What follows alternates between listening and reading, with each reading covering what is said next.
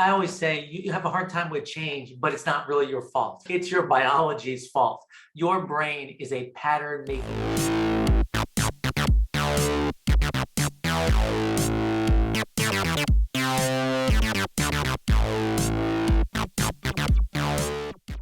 I'm Barry Moltz. I help small businesses get unstuck, and I've just come out with a new book called Change Masters: How to Actually Make the Changes You Already Know You Need to Make. All right, Barry. So based on your experience with working with hundreds of our entrepreneurs over the many years that you've been working and writing about this, what are some behaviors that are holding them back from the business of their dreams? They expect one thing, something else happens. What's happening? Yeah, I think the unfortunate part is they've made some progress, but they haven't made enough progress really to get to where they really want to go. I say in the very beginning of this book, the reason I wrote this is people call me to help me in help them in their business. I go out there, we sit for a long time. They tell me what's wrong. We put together plans for change. They agree that if they put these plans in place, it would mean more sales and profit for their business.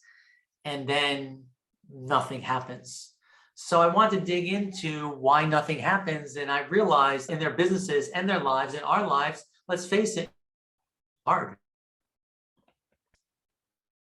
Yeah, change is definitely hard. We don't like it. And I think that in our world, there are so many ideas to choose from, so many experts, so many ideas that it becomes overwhelming. So in this book, you talk a lot about the kinds of stuff that go on in our brain that keep us from changing. Right. So what I'd like you to do, talk a little bit about that, but then take us to some kind of a practical exercise that will help us get unstuck. I always say you have a hard time with change, but it's not really your fault. It's your biology's fault. Your brain is a pattern making machine, and it figures if you've been doing something for a long period of time and you've survived, then I guess it says you should still keep doing the same thing and not making a change.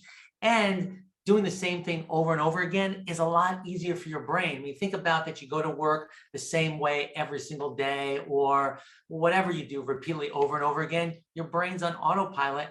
And when you do something new, it's hard. And in fact, as we get older, our brains get lazy.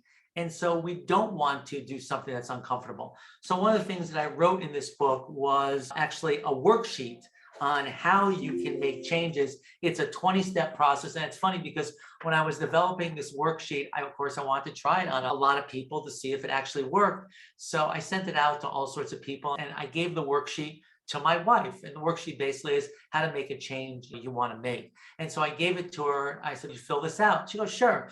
So she looks at the top of the thing, and the first question is, what change do you want to make? And she sits there, and she says, I don't want to make any changes. So I guess I don't have to fill this out. I said, exactly. So I'm not trying to convince people they need to make change in their business. I want to help you make the changes that you already know that you need to make.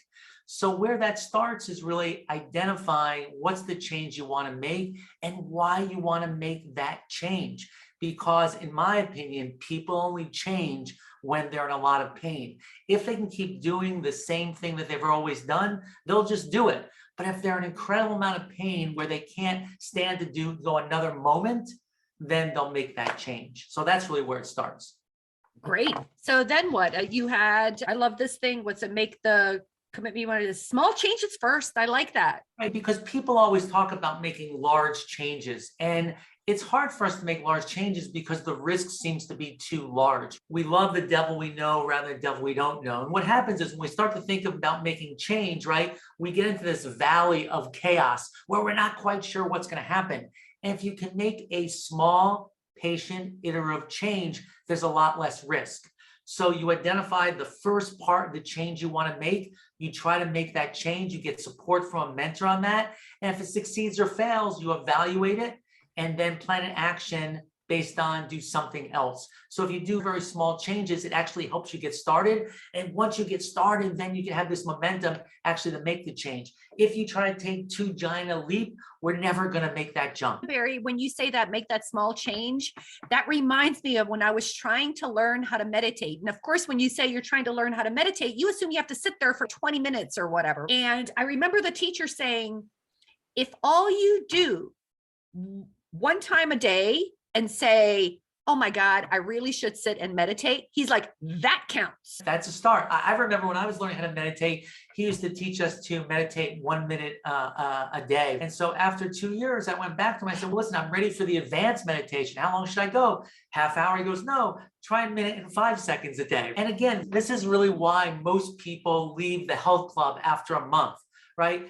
They start, they go 5 days a week the first week. Second week, they go 4 days a week, then 3 days a week, then 2 days a week, then they quit because they try to do too much at one time. And if you take small patient steps, you have more of a chance of actually making the change and achieving your goal. I don't know if I'm going backwards on this, but something that you did in this book that I think is definitely worth chatting about, even before we get to this one small change, right? What is the change we want to make? But then you go through an entire section of how are you currently doing things that you want to change? Why do you want to make, there's like, you really parse it out into infinite amounts of detail. What will happen if you don't make the change? Why do you go into so much detail around these things? And we can go through the outline if you like. Because what studies show is that if you're going to make a change, it has to be your idea. You have to internalize it. And if you don't internalize it, if someone else tells you to make the change, like me telling my kid, you got to make a change, you got to keep your room neat, they're never going to do that. But if you go through it and say, here's the change I want to make, this is what I'm currently doing, why am I going to make the change? What's going to happen if I don't make the change? So for example, one of the changes I talk about in one of the presentations I'm doing is the change I want to make is I want to have more sales prospects. And what will happen if I don't make the change? Well, I'm not going to have as much sales. What are you worried about? It's keeping me up at night because I don't have a lot of cash. So if you can dig into what is really the motivation when things don't go right, or you want to make that small change, you'll know why you're doing it. Because if the brain is going to change, it's really got to focus on, going to have a really good reason to do it. Yeah, brains are smart and they know exactly. And I really love this thing because I think the reason, I'm so glad you're talking about sales. I need to make more sales, so on and so forth, but you can parse that down. It seems like I don't control that. That was the first thing that I learned when I started selling. I can't make them say yes. I could want them to, but I can't make them. However, I can control how many conversations I have, what I say in that conversation, how much I prepare. So breaking those things down into much smaller pieces is super helpful. So we talked about what's one small change. You talk about affirmations and talking to your mentor. Why is that important?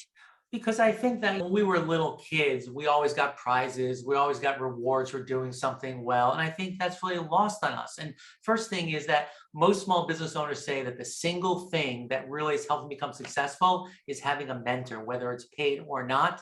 And you're much more likely to accomplish something if you declare publicly or to a mentor, I'm going to do it, because someone's going to check back in with you. So to have an accountability mentor is really important, as well as getting a reward. So if you accomplish something, you get a reward. It's just, you're rewarding your brain and your body for going through something really difficult. And of course, my go-to reward is always French fries. That's just my thing. That's just your thing. And I think rewards. Actually, anything fried. Let's be honest. You could fry shoe leather, it'd be okay.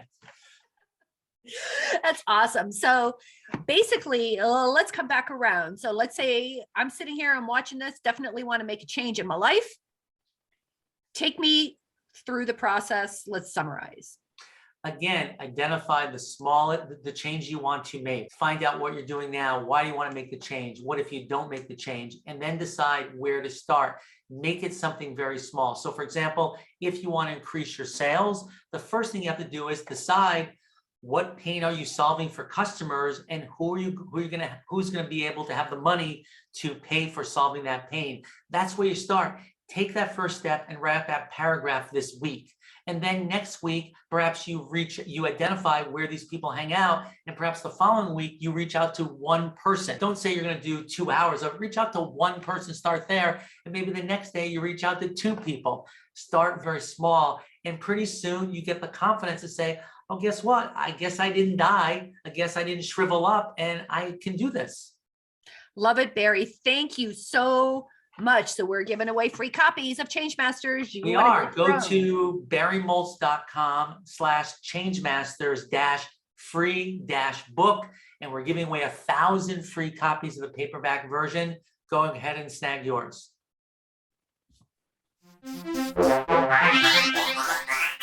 Yeah.